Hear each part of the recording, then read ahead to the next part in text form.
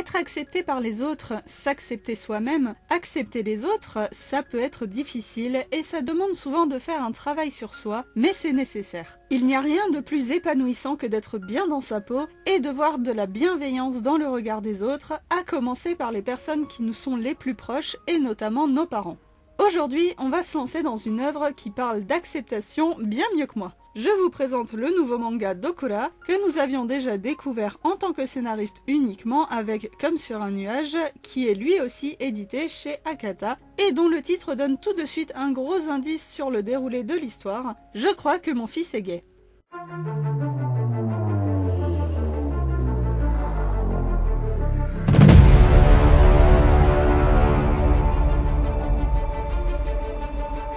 On remarque en premier le style de dessin d'Okura, qui reste assez rond et enfantin, mais le trait est bien affirmé, c'est plutôt agréable visuellement. Je le préfère au style de Comme sur un nuage, qui était dessiné par Ashii Koma, et qui était un peu trop rond et peu précis à mon goût. L'ancrage aussi me paraît différent, plus prononcé, ça rend bien. En tout cas, ça correspond bien à l'histoire qui est racontée, c'est mignon tout plein, tout en franchise, et du coup c'est agréable à lire.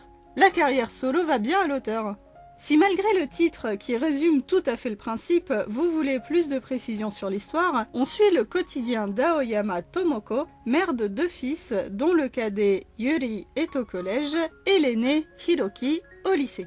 C'est de ce dernier qu'on va beaucoup parler, puisqu'avec l'adolescence, il commence à s'intéresser aux choses de l'amour, et du coup aux garçons, ce que sa mère a rapidement découvert, puisque le jeune homme, un peu maladroit, n'est absolument pas discret.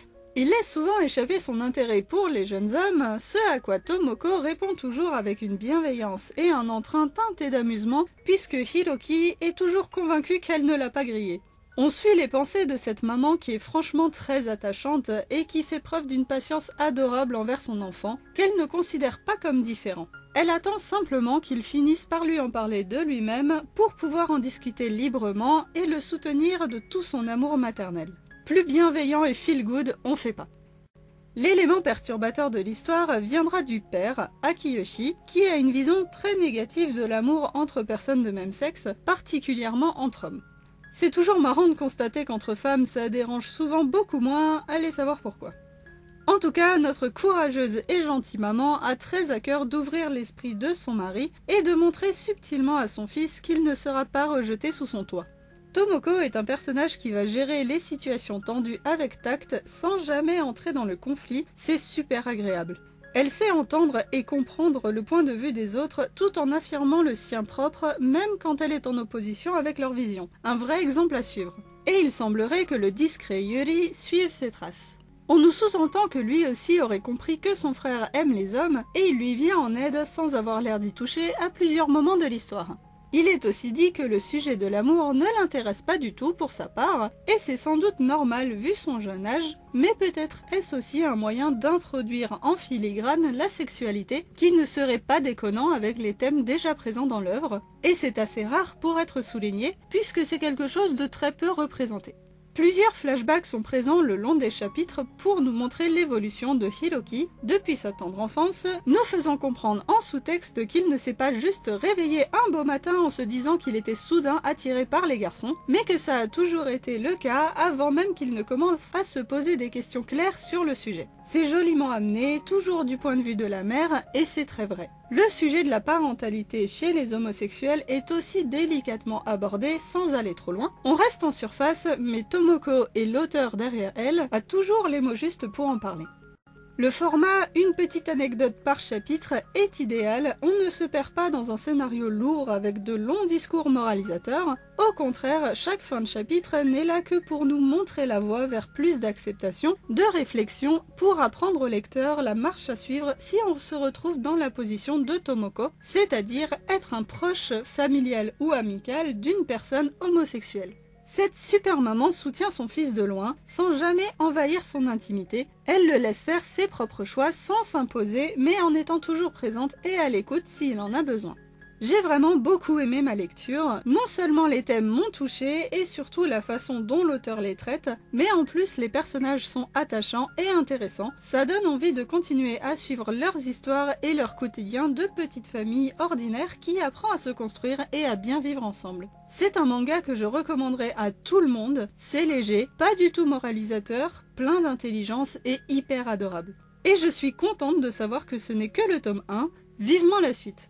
En attendant, prenez soin de vous et au plaisir de vous retrouver dans un autre coin de la chaîne.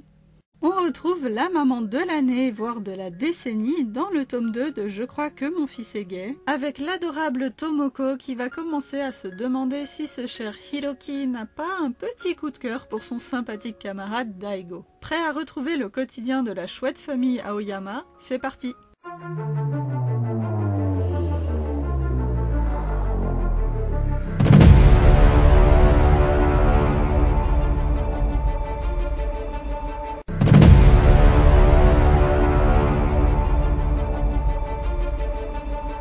On retrouve dès le début l'humour et la bienveillance qui caractérisaient le tome 1, et ça fait plaisir. Hiroki tente toujours par tous les moyens de cacher qu'il aime les garçons, mais on sait très bien maintenant que sa gentille maman, mais aussi son petit frère Yuri, en sont déjà tout à fait conscients et l'aident tous les deux à leur façon. On voit d'ailleurs un peu plus le discret cadet cette fois, qui est beaucoup plus direct avec son frère au sujet de sa préférence pour les hommes que ne l'est Tomoko. On voit aussi un peu plus clairement l'intérêt de Hiroki pour Daigo, qui bien que peu expressif, me fait l'effet de quelqu'un de très franc et honnête, droit dans ses baskets. Pour le moment, je l'apprécie pas mal, bien qu'il ne soit que peu présent. Grâce à lui, très indirectement tout de même, Tomoko se retrouve confrontée à de nouvelles problématiques, comme celle de savoir si elle peut laisser son fils inviter son camarade pour la nuit, tout comme elle se poserait la question pour une personne du sexe opposé si son enfant était hétéro. En tout cas, on a encore une jolie preuve de leur belle complicité entre mère et fils, et aussi entre Tomoko et Yuri, même si c'est une façon un peu différente. Elle est trop mignonne à lui demander conseil.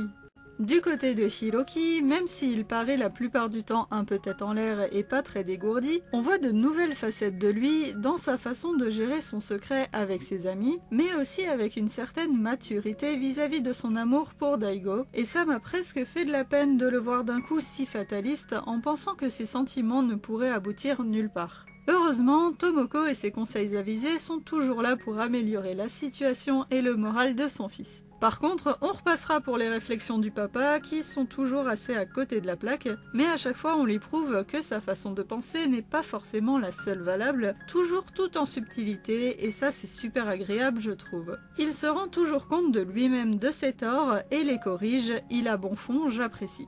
Au cours du volume apparaît un nouveau personnage, féminin cette fois, la jeune Ogawa Asumi, la fille d'une voisine en dernière année de collège, et qui a donc un an de moins que Hiroki, pour qui il paraît rapidement évident qu'elle a le béguin. La pauvre est toute choupie, mais elle ne sait pas dans quoi elle s'embarque. Clairement, ça va être difficile pour elle d'être en compétition avec le brave Daigo, même si lui n'a aucune idée qu'il est en compétition avec qui que ce soit. Hiroki, évidemment, ne se rend pas compte de l'intérêt grandissant de la jeune fille à son égard.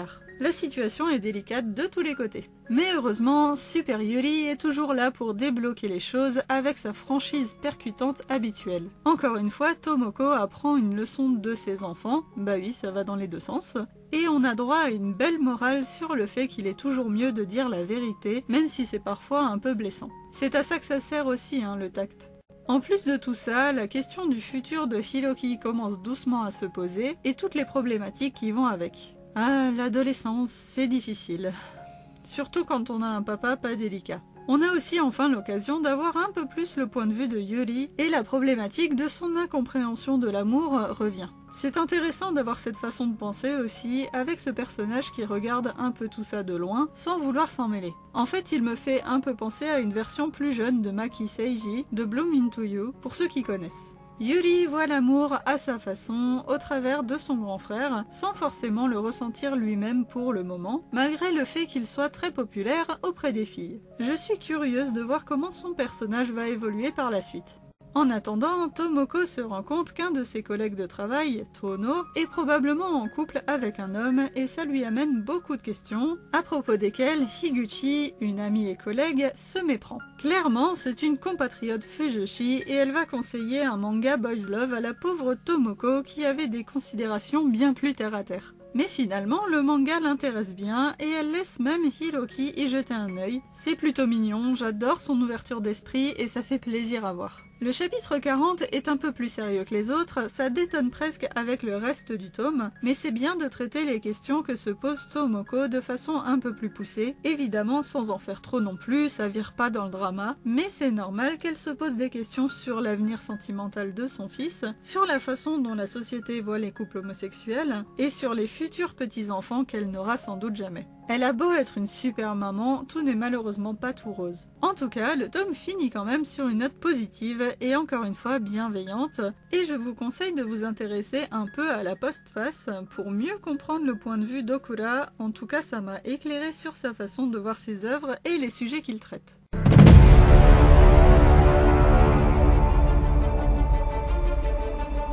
Ce deuxième volume est dans la droite lignée du premier, je me répète mais il s'en dégage tellement de bienveillance que ça me fait l'effet d'un câlin de lire ce manga. Tomoko est toujours un super exemple à suivre et pas mal de gens devraient en prendre de la graine. J'étais aussi contente d'en apprendre un peu plus sur Yuri et de découvrir de nouveaux personnages comme Asumi et Tono, et j'ai hâte de voir comment la relation entre Hiroki et Daigo va évoluer. J'ai presque l'impression qu'il pourrait peut-être y avoir un truc entre eux plus tard. Mais on a aussi constaté que ce n'était pas le premier béguin de Hiroki, alors peut-être que je me fais des films et que ça n'aboutira pas comme pour les autres. La lecture est toujours aussi plaisante, si j'ai besoin d'un peu d'optimisme dans ma vie, c'est clairement un des mangas que je relirai sans problème. Il tape juste à chaque problématique, je trouve. En attendant la suite des aventures d'Aoyama dans le tome 3, prenez soin de vous et au plaisir de vous retrouver dans un autre coin de la chaîne.